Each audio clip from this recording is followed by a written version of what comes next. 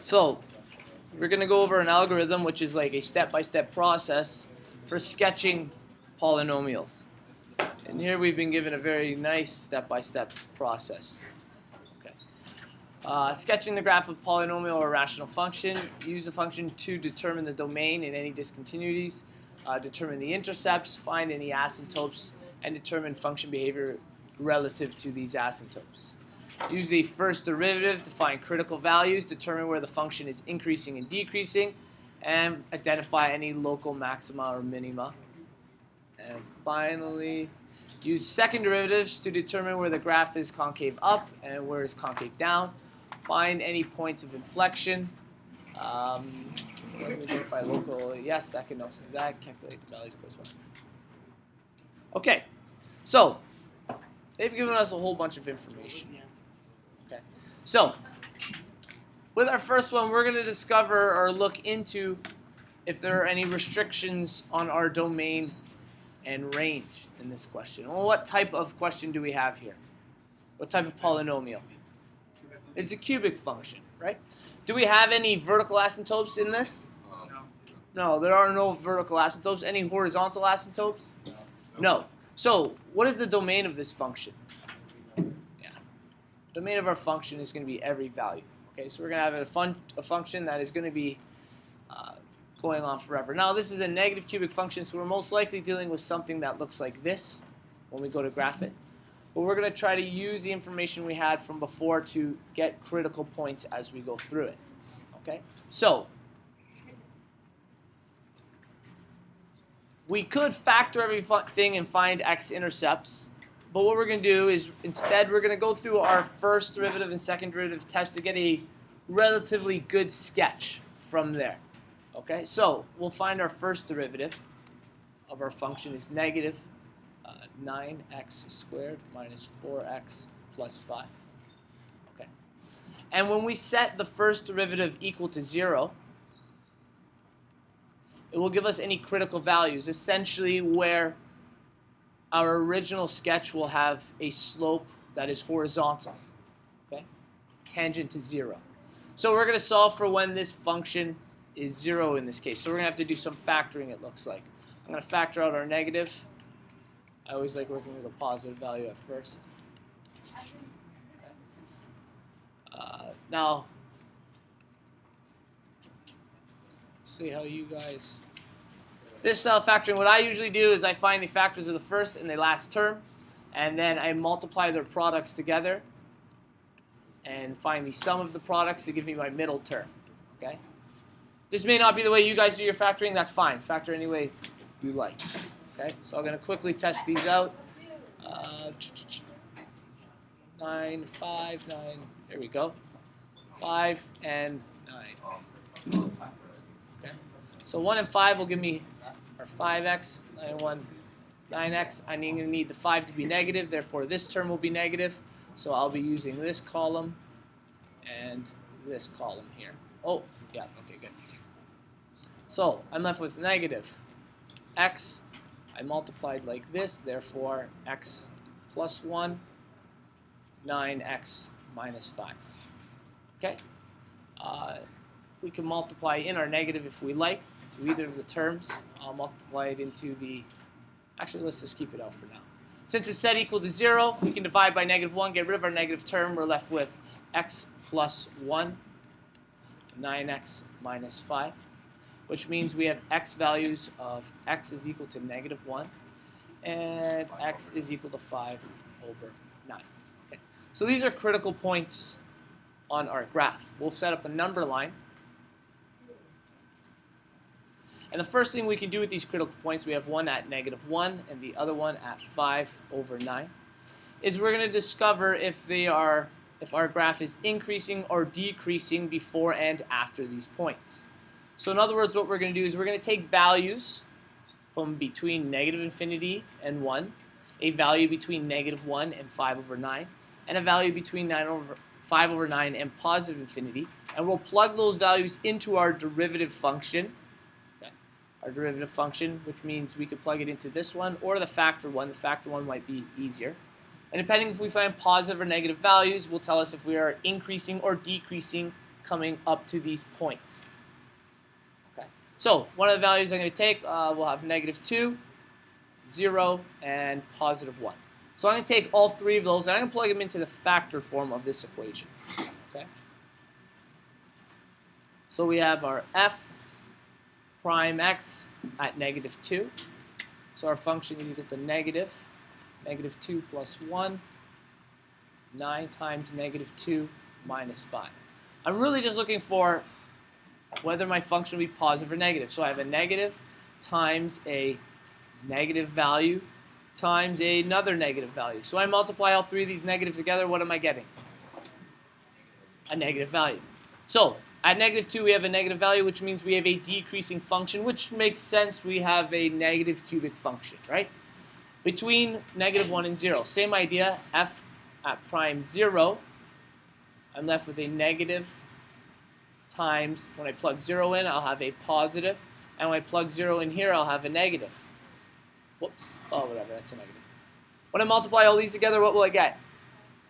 Positive. So that means I have a positive values in between, which means I have an increasing function, and most likely we're decreasing again, but let's check just to make sure. At 1, we have a negative times a positive times a positive. But what does that give us? Too many brackets. Negative. Perfect. Okay. So we've now discovered where the function is increasing, decreasing. Okay. We also, since we are sketching this, we want to know the actual values at these points. So we're going to take these values and plug them into the original equation. Because we have x coordinates, but we don't have y coordinates to go along with them. So we want to plug them into our original equation to find out our y coordinates. I'm going to quickly copy this equation. Whoa, that's not and bring it down.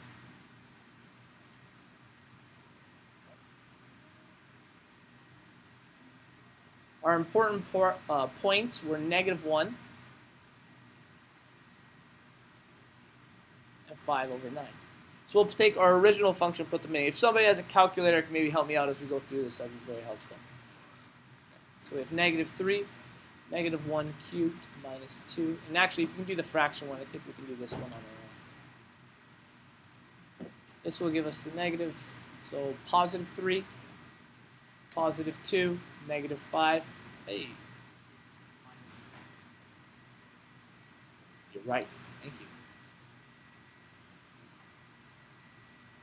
Oh, I thought I stumbled across the next intercept at the same time. Okay, this becomes 1, -4.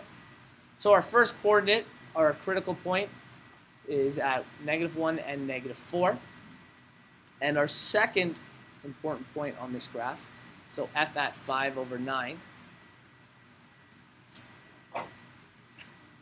Does anyone have a calculator and done this by chance? What is it? 1.65? Perfect. Excellent. So our other is at 5/9 and 1.65. What is 5/9 going to give us? 0.5. Perfect. Let's just put it in decimal since we have the other y coordinate like that. Okay.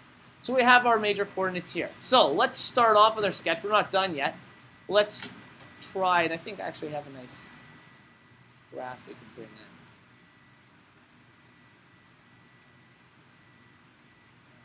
Values of 1. Here we go. Okay, so values of 1. Bring our graph down, and we'll put our important points up to start. See how they'll help us. So we know one of the coordinates was at -1 and -4. Here was one of our major coordinates. We had another major coordinate at 0.55 and 1.65. So we're going to estimate that. 0.55 and 1.65. Probably somewhere around there. We'll call point B instead of writing in those decimals, and this will be our point A.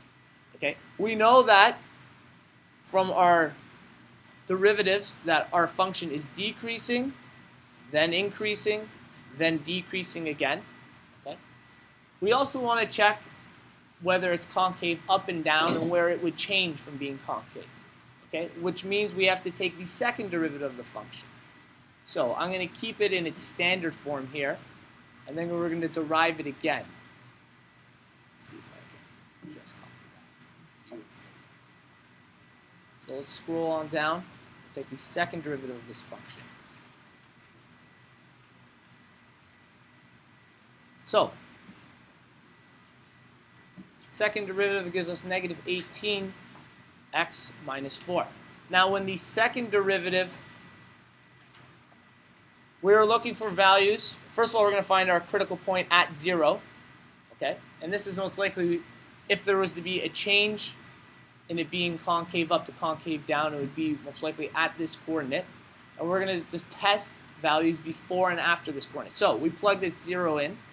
Negative 18x minus 4 becomes 4 over negative 18 equals x. So at this coordinate here, which is also 2 over 9, really easy to read that way, we want to find values before and after this to tell us if it's concave up before this coordinate or concave down.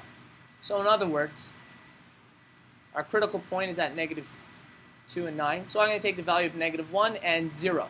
To test whether it's positive or negative, and depending on which, they'll give us that information. So we plug it into our second derivative function. So f double prime of negative 1 is equal to negative 18 times negative 1 minus 4. Okay? And this is going to give us a positive value. I'm really just concerned whether it's positive or negative. So if it is positive, that means we have, or the function is concave up until at least this point. It might stay concave up. We're going to test it at 0 also. So f double prime at 0 is equal to negative 18 times 0 minus 4. At this point, we have a negative value, which means it then turns to concave down. So on our graph, scroll up a little. What was the coordinate again? Sorry. Negative 2 over 9. So at negative 2 over 9, that's somewhere here-ish. Okay? And we can actually find out what this specific coordinate is, which is we should do. We'll plug it back into the original equation to find out exactly where the coordinate where it changes from being concave up to concave down. So our original equation again. So f at x, but this time our x value is negative 2 over 9. I need my calculator people again for this. Let's get our original equation. Negative 3 cubed. Negative 3 cubed, negative 2 squared, and 5x. Negative 2 squared, and then negative 5 times this. Anybody have a calculator tried this? If not, maybe so.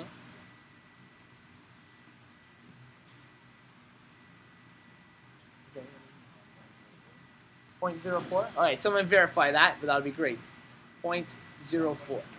What's that? Oh, 1.04. Okay, excellent. Trusting you, Alvin here. Okay, so our other coordinate here that's important to us is at negative 2 over 9 and 1.04. And since we're in decimals, you want to give me a decimal for negative 2 over 9? 0.22. Excellent. Okay, so this is another critical point. This is where concavity changes in our graph. So we'll go back up to our graph, negative 0.22 and 1.04. So negative 0.22, it's around there, and 0.44. So again, we'll do it in purple. This is where concavity changes. So we said we were concave up before that point and then concave down. And at points A and B, we were increasing, then decreasing, then increasing. So if we were to make a rough sketch of this, we're decreasing and still concave up. Well, I'll do my best. We're concave up until this point here. At this point here, we start to become concave downwards. And then at point B, it starts to become a decreasing function. Okay. So if you notice, the blues representing concave upwards, the greens representing concave downwards, so negatives. And I'll highlight, just to give us our information, blue is when we're decreasing, and green is when we're increasing as a function.